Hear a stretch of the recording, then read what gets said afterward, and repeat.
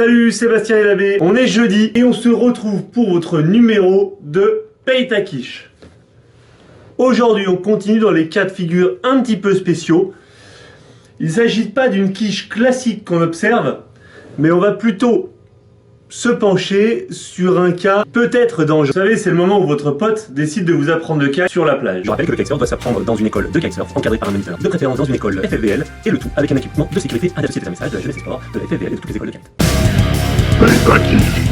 Allez, on perd pas plus de temps, vous connaissez le format maintenant, on est parti tout de suite avec l'analyse du contexte.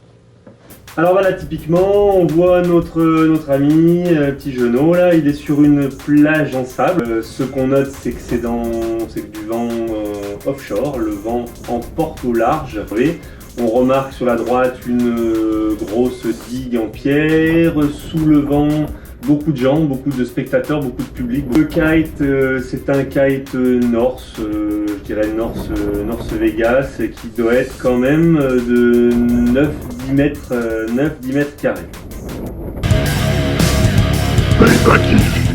Bon, première chose qu'on peut dire quand on regarde ce contexte, notre ami, il a besoin absolument de regarder les dernières vidéos qu'il y a eu sur la chaîne, se déplacer en sécurité sur la plage, les règles de sécurité à appliquer en kitesurf. Ça va un petit peu le remettre d'aplomb, il va se rendre compte qu'il est un petit peu tout faux. Il est sur la plage avec l'aile au zénith, 2 facteurs de danger maximaux. Il y a plein de gens sous son vent, des spectateurs, du public. Le vent est relativement soutenu puisqu'il est quand même en 9 ou 10 mètres. Bref, notre ami, il a tout faux.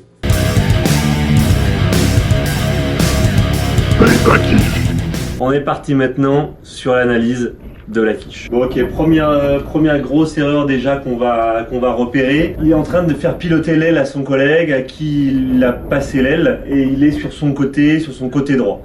Donc déjà c'est pas bien pour tous les éléments précités, mais techniquement, déjà le premier gros problème c'est qu'il se place sur la droite de son collègue. Se placer sur la droite de son collègue, ça veut dire qu'il est déséquilibré par rapport à l'intervention qu'il peut avoir sur le kite et qu'il ne va pas pouvoir compenser une erreur. Si je veux aider quelqu'un en termes de pilotage, je dois me placer exactement derrière lui, être dans le même axe que lui et pouvoir avoir un réel contrôle sur la barre. Là, en étant sur l'extrémité, impossible de faire quoi que ce soit. Deuxième erreur, et c'est peut-être là l'erreur la plus choquante. Si on regarde sa barre, tout le long de la galère, tout le long de la quiche, c'est-à-dire du moment où il y a l'erreur de kite jusqu'au moment où le mec se fait traîner sur le sable et qu'il est obligé de larguer son kite, il oublie le réflexe essentiel de mise en sécurité en kitesurf, lâcher la barre. Plutôt que d'essayer de rattraper cette aile, ça y est, c'est trop tard, l'erreur elle est faite, l'aile elle est partie très fort dans la fenêtre, il va se faire arracher.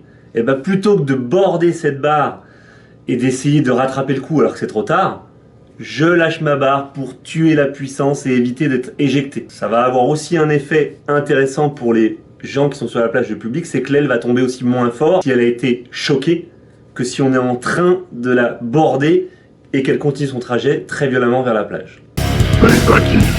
Après, une fois au sol, bon, il largue bien le kite. Après, donc, peut-être qu'il aurait dû le larguer plus tôt, même si, je vous l'ai déjà dit, ça n'aurait jamais dû arriver. On n'aurait jamais dû se retrouver dans cette situation, un débutant sur cette plage avec le public en dessous, etc.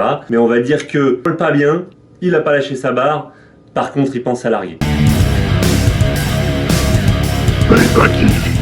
Voilà mes glissous, c'est fini pour aujourd'hui sur ce petit PTQ. Je tenais à le faire parce que je sais que vous êtes nombreux à dire le kite dans les écoles c'est vachement cher à apprendre, je vais demander à un pote de m'apprendre. Donc oui, je sais, votre pote il est kiter depuis longtemps, il a envie de vous apprendre, mais ça peut vite devenir dangereux. Écoutez, pas de soucis les glissous, si vous voulez enseigner à vos potes, si vous voulez vous faire enseigner par un pote, allez-y.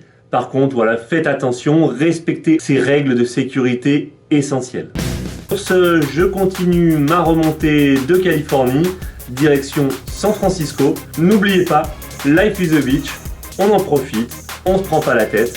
Je vous dis bon vent, bon ride, à très bientôt, ciao.